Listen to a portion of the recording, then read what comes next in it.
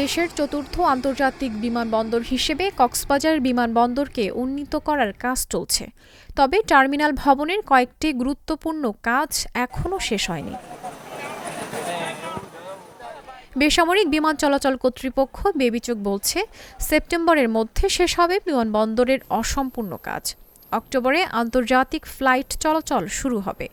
এরই মধ্যে বিমানবন্দরটির রানওয়ের দৈর্ঘ্য ৬,৭৭৫ ফুট থেকে বাড়িয়ে ৯,০০০ ফুট করা হয়েছে। রানওয়ের ১,৩০০ ফুট সাগরের পানির উপর নির্মিত, যা দেশে প্রথম। সম্প্রতি কাজের অগ্রগতি পরিদর্শনে যান বেবিচক chairman air vice marshal Mostafa Mahmud Siddique.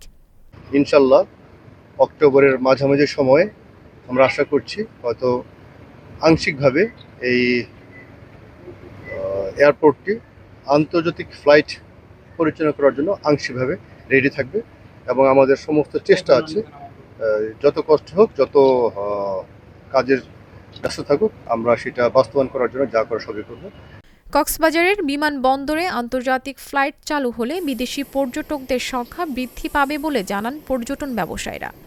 একই সাথে অত্র অঞ্চলে কর্মসংস্থান সৃষ্টির পাশাপাশি অর্থনীতির ক্ষেত্রে নতুন সম্ভাবনা সৃষ্টি হবে।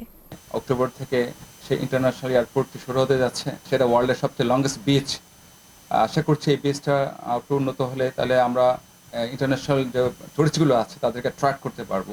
এখানে ইন্টারন্যাশনাল এয়ারপোর্ট চালু হলে বহির্বিশ্বের অনেক পর্যটক আমাদের দেশে আগমন ঘটবে এবং বাংলাদেশের পর্যটন খাতে অনেক উন্নয়ন ঘটবে। আমি মনে করি ব্যক্তিগতভাবে এটা খুবই জরুরি এবং খুব দ্রুত সময়ের মধ্যে এই পর্যটন খাতকে উন্নতি করতে হলে ইন্টারন্যাশনাল এয়ারপোর্টটা চালু করা খুবই জরুরি। কক্সবাজার যে আন্তর্জাতিক বিমানবন্দর, সেটা আগামী অক্টোবর মাস থেকে চালু হবে বলে পরিপূর্ণভাবে আমরা আশা করছি। লোকজন বিদেশে অবস্থান করে এবং বিদেশি প্রবাসী ভাইদের জন্য আন্তর্জাতিক বিমানবন্দর একটি টার্নিং পয়েন্ট হবে আমাদের।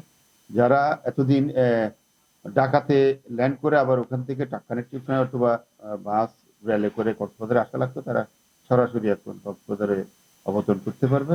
এটা আমাদের জন্য একটা বড় পাওনা। ২০০৯ থেকে ২০১৩ সালের মধ্যে কক্সবাজার বিমানবন্দরের উন্নয়ন কাজ শুরু হয়। ২০১৫ সালে বিমানবন্দরটিকে আন্তর্জাতিক মানে উন্নীত করার কার্যক্রম শুরু হয়। সংশ্লিষ্টরা বলছেন, আন্তর্জাতিক ফ্লাইট চলাচল শুরু হলে এই বিমানবন্দরটি দেশের বিমান খাত ও পর্যটন শিল্পে নতুন দিগন্ত উন্মোচিত করবে।